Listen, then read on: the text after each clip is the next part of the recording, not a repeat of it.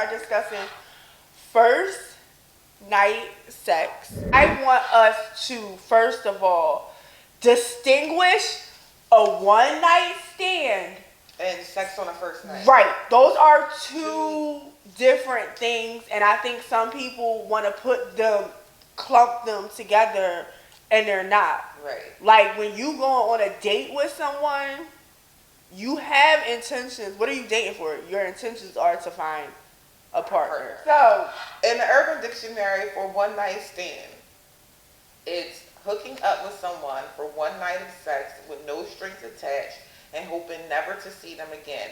It is important not to exchange any personal info with them so they can't track you down and stalk you later. Do not exchange. That means no Facebook, no Instagram, no Twitter, nothing. Don't mention nothing personal about yourself. Not your last name. You might not even want to get. You shouldn't even give me your last name. You shouldn't give me your last name if it's like that.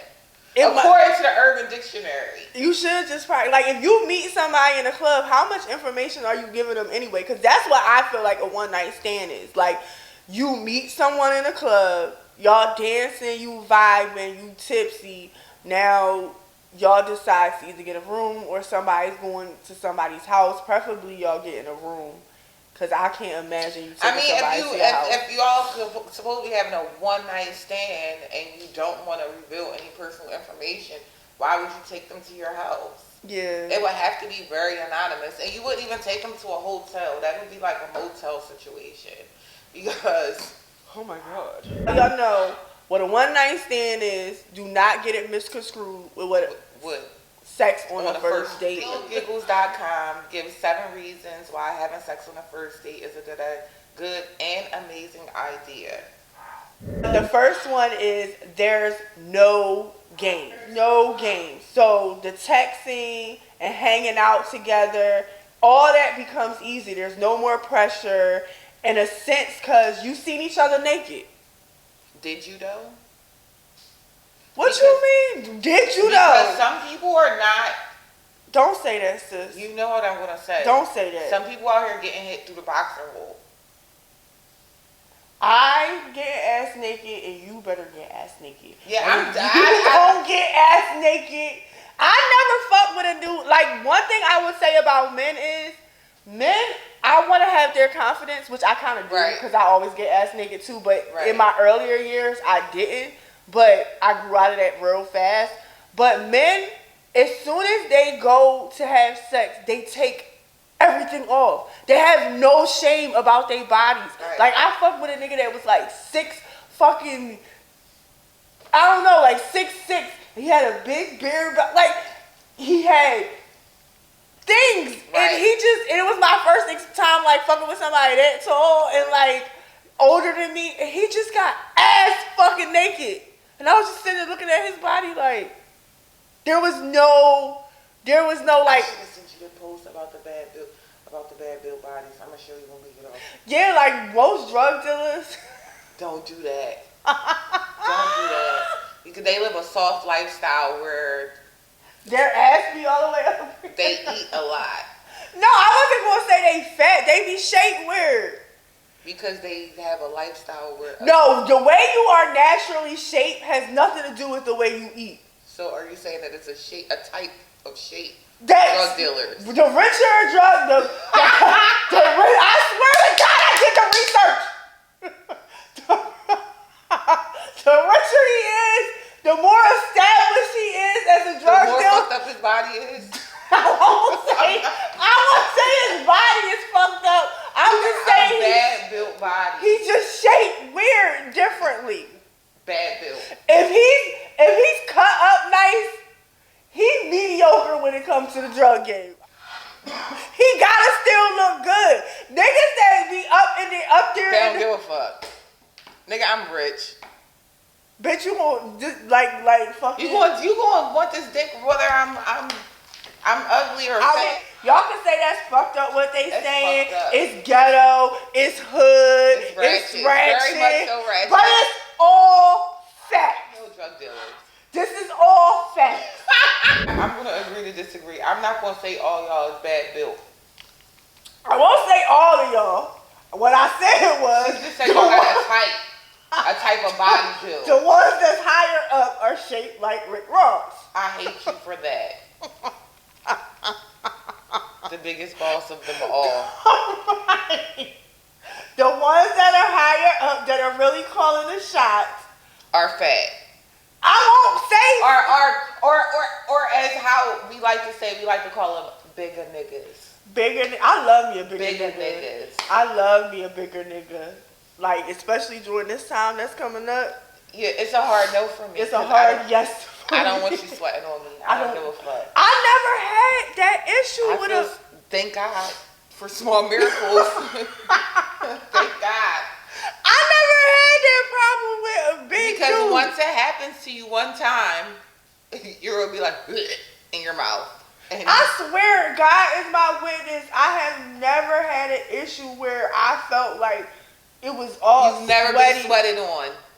Not like that. Like, we always have the air conditioning. My whole thing is this. The air was on. The air was definitely the fuck on. But my whole thing is this. Why are you working that hard?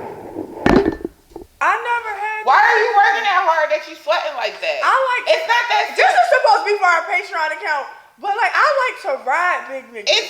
So they really don't have to do a lot of work. What I'm saying is, it's not that serious that you sweating that hard. You shouldn't be sweating that hard. You shouldn't be working that hard. He shouldn't be working that hard? No, bruh. Like, if you working that hard, you doing something wrong. But some fat people just sweat. Yeah, it's a no for me. I don't like that. I don't like fucking sweat. I never had big bone. Oh, y'all want us to call it big bone? Man, fucking fat niggas. And when we say niggas, we use that term loosely. We talking about all. We trying to stop using that word. When I say it, I'm talking about all men. That does not have a race, a color, because all y'all got some shit with y'all. So it gives you a chance to see what you are working with. Sex on a first date. I mean, yeah and no. Why you say yeah and no? I mean, I never, to be honest, I've never had sex with somebody on a first date. Me either, outside of work. But I've never had sex with somebody on a first date, so I can't really relate to that. Like, just sleep on somebody that I just met. So it's already a buildup of, anticipation of what should and what could happen, which can be very deceptive at the same time.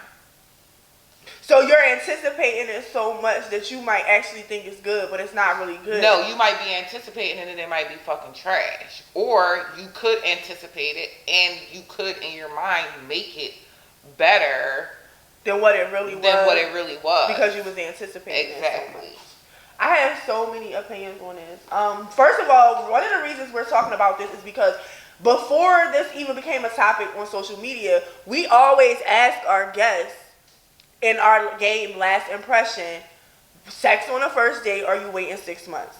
Right. Or you waiting 3 days? Or you waiting, like, that's one of our questions that we want to break the ice. We want to know, like, what our sippers, what our guests think about that.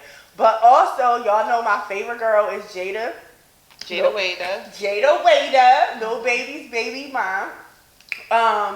And her show on the Impact, she made it known, and I'm so proud, sis. I'm proud of you for stating your truth and not being fucking ashamed of it. And I feel like she repping all of us females that are sexually free and proud of it and are not going to be ashamed to express how we feel sexually. Like, y'all wanna supposedly slut us out, but then don't want us to talk about shit. Right. Want us to be quiet. But anyway, back to what I was saying. Jada says she ain't falling in love if she don't know what that dick like first. You can't really. I feel like the dick is like the deal closer. Like everything else leading up to that. And it's like the cherry on the top. She said her and Lil Baby had sex on the first date. And they went on to have a 6-year relationship, have a beautiful child together. And from what it seems like, because we're not in their business, but from what it seems like from internet and from her interviews and stuff like that and from her reality show, they still have a good friendship. So for me, sex on a first date was always like, oh, if you have sex on a first date, then it might not be a second date. Right, and he loses all respect for you. He's not going to want to be with you. But I think I said this before. I remember my best friend at the time, growing up, her older brother, I remember like somewhere between 18 and 19, he told me like, dudes know what they want to do with you before they talk to you. Right, when they meet you. So if the vibe is there and we have sex on the first date, I already knew if I wanted to make you my girl or not. So if you fuck me on that first night, I'm still going to change. Right, I'm still going to get to know you, and I'm still going to want to make you my girl. And he even said like he had a girlfriend that he fucked on the first night, and that ended up being his girl for like years, like a couple years or whatever. And then he said like, if a dude only want to fuck you, he'll wait 6 months. Just to fuck you. Just to fuck you. He'll take you out on dates. Right. He'll do whatever he gotta do to get that pussy, and when he fucking get it, he out just as if he fucked you. Right. On the first night. Right. So he wasted his and your time and your money and your energy for some pussy. But I feel like those type of dudes right there don't really get pussy. Because why would you waste your time? Why would you waste your time and your energy into a person that you don't see any type of potential with just to fuck them? It's plenty of bitches out here that'll fuck you for free. Because that pussy that you can't have. The off-limit pussy. That be the pussy that you fucking can't. That's the pussy you want. That's the pussy that's gonna make your dick do something that it ain't never did in their mind. But it does. But that's what I'm thinking. I don't know this to be factual because I'm not a man, but that's what I'm thinking. Like, it's life-changing vagina. Obviously, why the fuck is this bitch holding on to it so tight? But I'm just gonna keep it 100. I'm gonna just keep it 100. People like to talk shit all the time, like, oh, pussy is everywhere. And pussy. Wars have been started over pussy. So let's not get it fucked up. Pussy doing something. But I will say this, the only thing, and from my personal experience, the only issue that I have with, I've never had, like I said, I've never had sex on the first date. Mm-hmm. My last relationship, I didn't want to have sex with him on the first date. By the second date, the kiss made you want to fuck. I wanted to fucking just take everything off right then and there and just, but those old beliefs in my head, stuck in your head was telling you not to fuck him. Not to fuck him because he's going to look at you some type of way. Why the fuck do you give a fuck though? I don't know. I finally gave into it.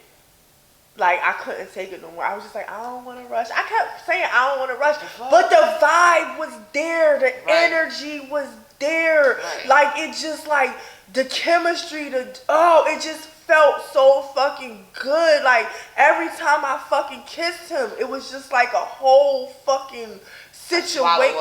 Yes. And when I finally did, all I can say is thank you, God. For blessing me. Thank you, God, for sending him in my life. I needed that. Right.